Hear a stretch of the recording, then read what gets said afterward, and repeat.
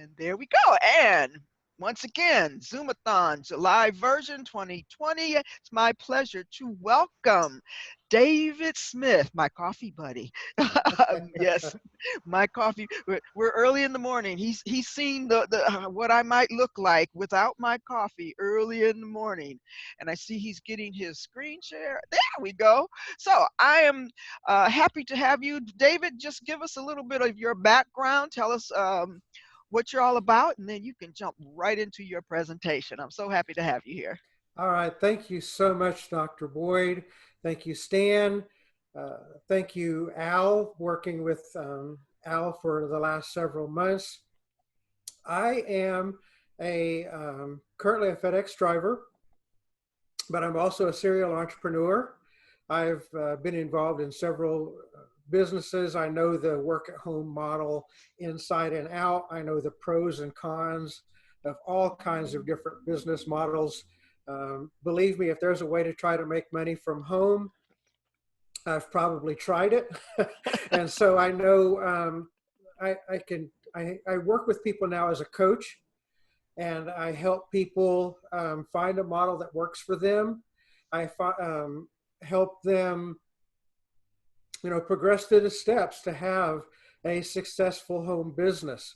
And so, and obviously as somebody who has a full-time job and works a side hustle, I'm trying to grow that into more of a full-time thing. But, we're on that path together. So working a full-time job and working a side hustle can be done. And I coach people through that. And one of the reasons why I believe so much in having your own home-based business is this right here. Don't spend your golden years working for the golden arches. Lady over here, I believe she was on the Today Show. They were celebrating that she's 94 years old and working for McDonald's. And I'm like, really? I'm pretty sure most of us would rather be over here on the cruise ship, on the beach, and this is a philanthropreneur type thing. You don't have to spend your retirement, selfishly living on the beach, I guess.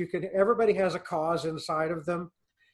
And so whatever your cause is, you need money and you need time to support your cause. You need money and you need time to support the lifestyle that you want when you retire. So, like I said, don't spend your golden years working for the golden arches. Oh, and of course, we're not changing screens.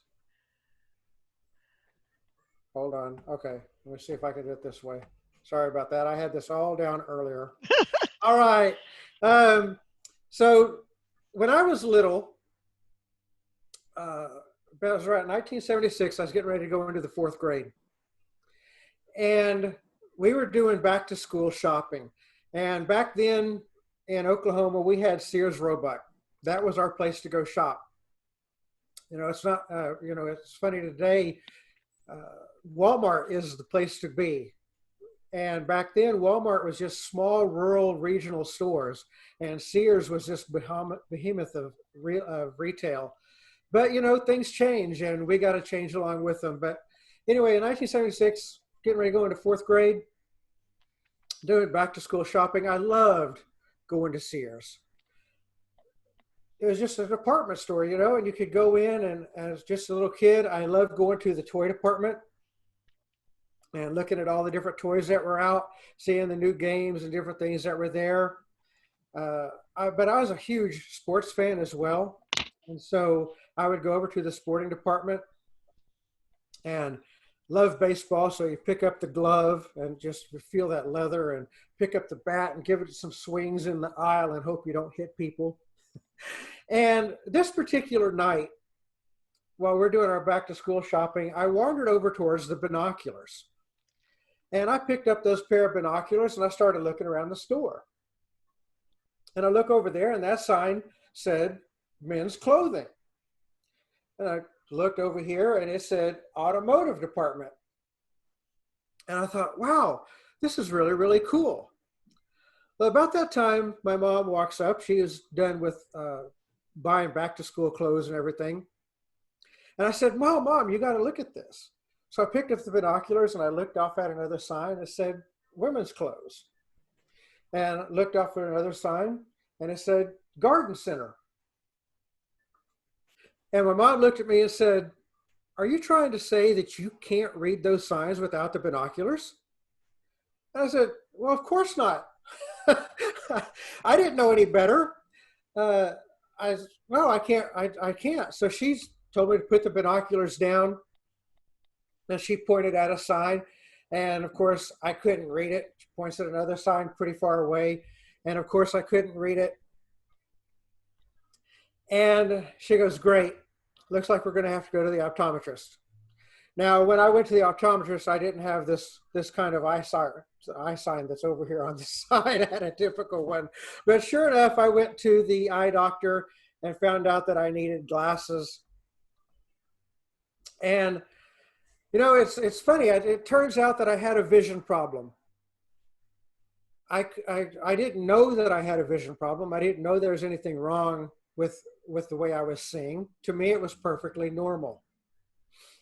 And like you could see on that last slide, the whole idea of having a financial future and having a financial retirement is work, you know, go to school, get good grades, get a job, work 40, 45 years and retire with a gold watch and a pension. But as you can see, that's not working out for most people. 7 out of 10 people over 50 have recently said that they plan on working during their retirement, possibly spending their golden years working for the golden arches. We need a better vision for a brighter retirement. Now, another thing that we had when I was growing up, whenever we wanted to get from point A to point B, we used to have paper maps. You remember paper maps, the folding map? The thing opened up like this big. You'd plan out your trip. You try to follow it have somebody in the car with you and they try to follow it. And they have the map all held out. It's taking up half of the front seat with you. And I remember back then that we used to also get the maps and the travel kits from AAA. You could tell AAA where you're going to go, and they would send you a map that was routed out from where you live to where you're going to go and the fun things to do when you wanted to get there. And then a few years later, we had a thing called MapQuest. I don't know how many people remember MapQuest. You could go online and you could plot out your map, but you still had to print it out. And you still had these pieces of paper and you had the directions step by step how to go where you're trying to go. And if you changed your mind and you didn't have access to a computer, you didn't have a map, you didn't have a plan. And now we have GPS. And we have GPS, it's just right here on the phone. Everything that you can just plug it right on in. But it's funny, GPSs, even in the modern era, aren't completely perfect. If you remember when GPS first came out, they used to have a warning, and MapQuest used to have this too. Don't follow these directions blindly. You don't know where you might end up. The programming isn't perfect.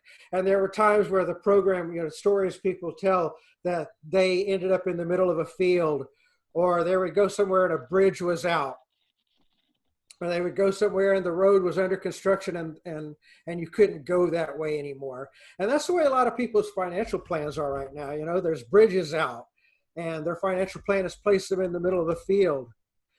And I was thinking about it one time when I was putting this talk together. It's like, I wish I had a more up-to-date story.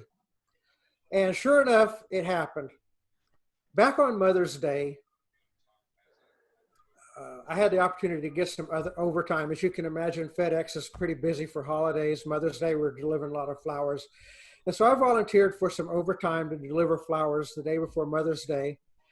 And because it was a volunteer and it was overtime, not all of my route that day was my route. I was in some areas that I was not familiar with. And so I did all of the packages in my normal route area. And then I had about 5 or 6 stops left I didn't know where they were. So I just picked up my phone And I typed in the address of the first delivery that I had and followed the directions. Had it sitting up on something holding, so I wasn't holding it. Follow the directions, made the Hey, first I delivery. have Maria's. Pardon? Oh, Go ahead. Sorry. uh, so I went to the next stop, typed it in, and went right to the stop. And then I typed in the third one. And when I typed in the third one, I'm looking at the directions. And in my gut, I just knew that those directions weren't right. But I also knew that if I followed that direction and it worked, I would save me some time. It'd be a shortcut. So I hit enter and I'm following the GPS and I make this right turn and I make the left turn and I make this big sweeping right turn. And sure enough, the next place I was supposed to go, the road didn't exist.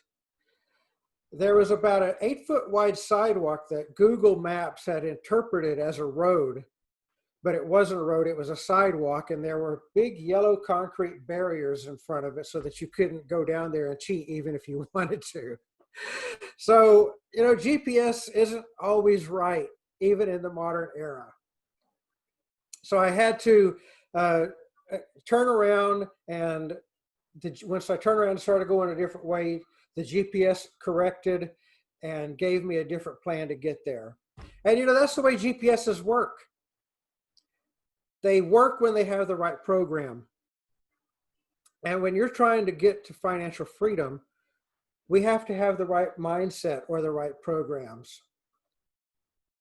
I know I failed at all the businesses I failed at. It turned out that my mental programs were wrong, and I learned how to change that. And that's one of the things that I coach with. The other way that a GPS works is it gives you a step-by-step plan. And that's what I can help you with, is to find a step-by-step plan. And then, like that GPS story that I just told, if you get off track, a GPS can keep you accountable. And if you get off track or if a road is out, it can help you make course corrections.